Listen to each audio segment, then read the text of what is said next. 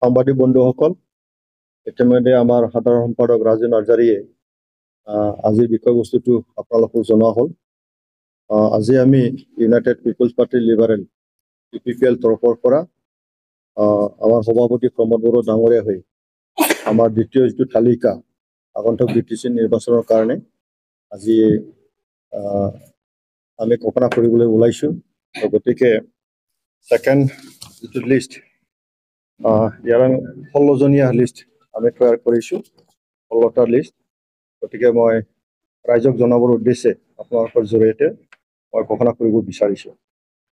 Number 1 পৰ্বতজৰা Prasen ব্ৰহ্ম ডাঙৰীয়া। Number 2 গুমাৰ পৰা শ্ৰীমতী মুৰ্ছিদা বেগম ডাঙৰীয়ানী। 6 নং কুচুগড়ৰ পৰা শ্ৰী উকিল মছাহাৰী ডাঙৰীয়া। 14 নং চিৰাং দুৱাৰৰ পৰা কাম্পা বৰগিয়াৰী ডাঙৰীয়া। 16 নং নিচিমাৰ পৰা ৰঞ্জিত বসুমতাৰী ডাঙৰীয়া। তুৰিবাৰীৰ পৰা ৰঞ্জু আহমেদ ডাঙৰীয়া। মটনগুৰিৰ পৰা মাখন ছয়গিয়াৰী ডাঙৰীয়া। চালবাৰীৰ পৰা জয় মছাহাৰী ডাঙৰীয়া। ধীৰাৰ পৰা ভূপেন বৰদচা ডাঙৰীয়া। নাম্বাৰ 28 নং ৱাইফাৰীৰ পৰা আমাৰ সন্মানীয় সভাপতি প্ৰমোদ বড়ো ডাঙৰীয়া। 30 নং গড়েশ্বৰ সমষ্টিৰ পৰা বিপুল কুমাৰ বসুমতাৰী ডাঙৰীয়া। পেৰাবাৰীৰ পৰা ধৰণী বড়ো ডাঙৰীয়া।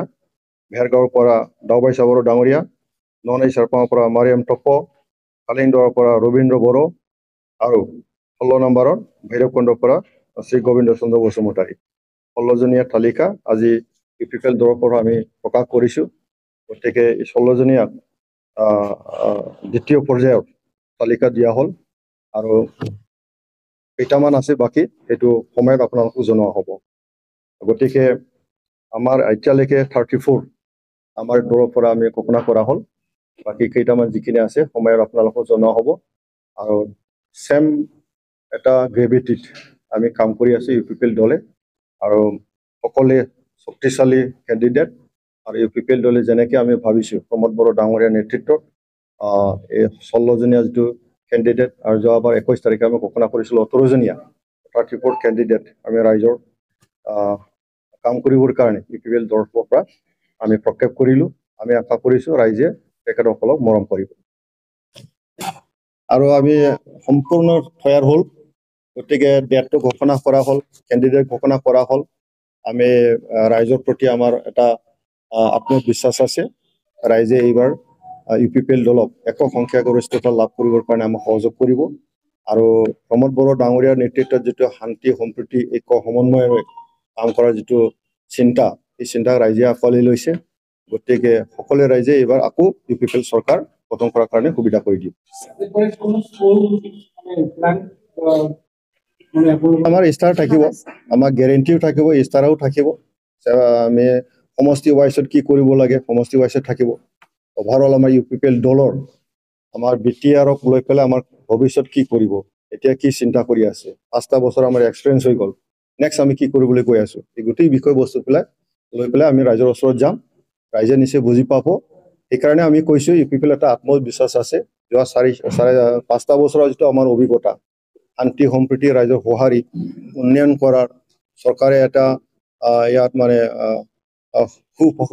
শাসনৰ কথা কোৱা হৈছে। গতিকে এই কথাটো ৰাইজে বুজি পাব। আমাৰ একেবাৰে স্পষ্ট কথাটো হ'ল 35 লক্ষ জনসাধাৰণৰ জীৱনৰ নিৰাপত্তা সুনিশ্চিত কৰি পেলাই সকলোকে সমমৰ্যাদা দি 26টা জনগোষ্ঠীৰ সৰ্বাংগীন উন্নতিৰ কাৰণে UPPL চিন্তা কৰিছে। আমি কাম কৰিছোঁ। তেওঁলোকৰ কলা সংস্কৃতি ভাষা সকলো দিশত সমমৰ্যাদা দি পেলাই কাম কৰাৰ কাৰণে আমাৰ সিদ্ধান্ত আছে। এই কথাখিনি আমি ৰাইজৰ মাজত গৈ ৰাইজৰ নিশ্চয় আমি অৱগত কৰিম।